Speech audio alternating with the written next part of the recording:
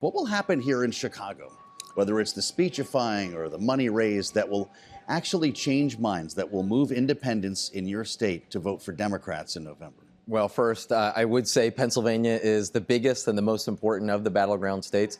It's hard to come up with a plausible math for either side to get to 270 that wouldn't include Pennsylvania's 19. Now, on my side, which I'm working very hard to ensure wins my state and is elected this November, really tonight and tomorrow night are two of the best opportunities to introduce first tonight Tim Walz and ultimately tomorrow night at the conclusion of the convention Kamala Harris to the American people. In this, I don't have to tell you guys, in this incredibly diverse media environment, unlike 3-4 decades ago, there are few opportunities that get very large TV audiences. This is one of them, the debates being the only other. There will be tens of millions of people watching tonight and tomorrow night, many of whom are just simply not as familiar with either Kamala Harris or Tim Walz because they have not yet had that opportunity. So I'm very much looking forward to it. So far in the campaign, things have been going incredibly well. If you had told me 30 days ago that things would be going as well as they are, I'm not sure I would have believed it. Really, this has been so far the best case scenario. Well, and of course, it's not just them that are campaigning. There are down-ballot races to win for the Democrats as well. My own included. Including yours. There are seats in the House that they are trying to gain. There are seats in the Senate they are trying to hold. We spoke with one of your Democratic colleagues, Congresswoman Debbie Wasserman Schultz, earlier today about how Harris at the top of the ticket changes the calculus in the House itself. And she essentially said that if you just look at the fundraising, it suggests that Democrats have the ability to pick up more seats potentially, that there is momentum. How do you feel? How can you characterize the feeling of the rest of your colleagues about what Harris is going to do for you guys specifically? Yeah, well, first, just to remind everybody, the margin in the House of Representatives is literally only 4 seats. We need just a flip of 4 Republican-held seats. There are more than a dozen, in fact, I believe 18 currently Republican-held seats that are in districts that Joe Biden won in 2020. Some of those districts Joe Biden won by double digits.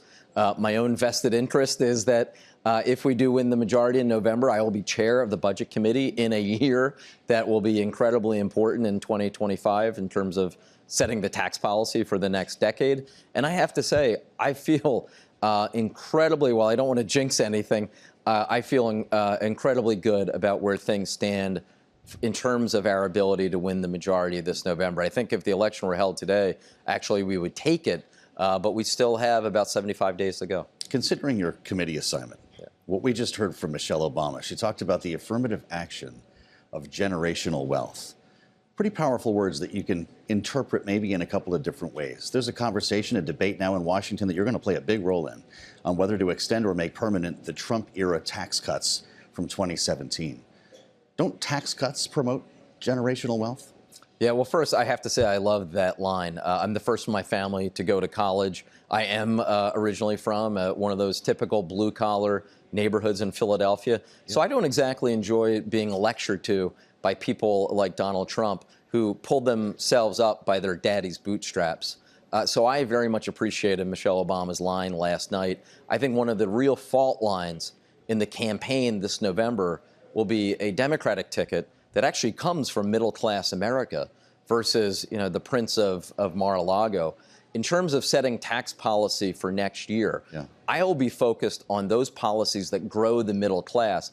I genuinely do not believe giving mega tax cuts to the top 0.1%, which is what Trump's TCJA did in 2017. I don't believe that's the best way to create jobs in this country, and I have reams of data from the CBO that prove that. Well, and certainly a critique of that plan we get a lot here on Bloomberg from economists and otherwise is that it could expand the deficit significantly, potentially be inflationary as well. Everyone's quite worried about that. But we've heard similar criticisms about some of the policies Harris has put forward, that she too could add to the deficit. Even if she's cutting taxes for different people, you still could end up in some ways with the same end result. How do you respond to that criticism? Yeah, and actually, I'm glad you brought up the word deficit because this is actually an area where I want to talk some truth to both sides. The reality is we probably have not talked enough about the deficit over the last 10 years. Well, I think if we go back 15 years ago in 2011 and 2012, clearly we know one of the things that slowed that economic recovery was a shift to deficit reduction too soon. At the same time, though, I don't want to make the mistake on the other extreme. As we look to the 2030s and beyond, some of these deficit and debt projections become very concerning. Sooner rather than later, it will actually take both sides in Washington to have a serious, grown-up conversation about tackling our deficit and debt. I have to say, I have not seen much of that in my decade in Washington so far. Well, it's interesting. A lot of folks find religion on debts and deficits when it's not an election year, I suppose. Maybe that'll change the conversation next year. But, you know, we just got through this very quick selection of a running mate here. And that's what brings us here tonight on day 3. Tim Walz is going to be speaking to some very excited delegates, a lot of whom, though, wanted your governor, Josh Shapiro, to be the running mate. Some said it would be a lock to win Pennsylvania. It's the smart move politically.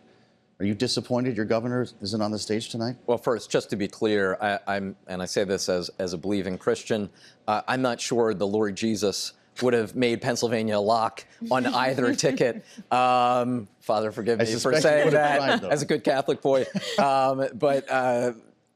Look, the nature of Pennsylvania is such that I'll just say at least no human being would have made it a lock. I've served with Josh in the State House, and I served for 4 years with Tim Walz in the U.S. House. I am incredibly excited about Tim's speech tonight. You've seen him already on the campaign trail present himself in an enormously authentic and genuine way that is connected with the American people. Poll after poll, I've now counted up 11 polls that have looked at Tim Walz. In every single one of them, his favorable rating is higher than his unfavorable rating, most of those polls by double digits, which is very rare in the political climate in which we're living today. So far, so good in terms of people having a positive view of Coach Walz, and I think that will continue over the next 76, 77 days. We've been warned that we're likely not going to get much policy in his speech or in Harris's speech tomorrow night, for that matter, that this isn't necessarily what this is about, getting into the specifics of policy and different issues. But she has come under some criticism for flip-flopping on policy issues like fracking. Donald Trump has suggested her previous comments on fracking means she can't win Pennsylvania. She's singing a different tune now, but do you worry that could harm her chances in your state? So first, I will say, and I say this as someone who's a member of Congress from Philadelphia, where the fracking isn't taking place. That's largely in western Pennsylvania, 300 miles away. That said, when I was a state legislator, I was always a supporter of encouraging the development of our natural gas, which obviously involves fracking. One man's flip-flop is another man's evolution, and I welcome her evolving on this issue. You know, it's just natural that as you age and as you grow and as you gain a different perspective, in her case, going from a senator representing California to no sort of exposure to fracking whatsoever, to then being a vice president for the last 3.5 years for the nation, I would expect and certainly hope for an evolution on certain issues. I think it's appropriate. And in the end of the day, I think she arrived at the right place, both in terms of policy and politics.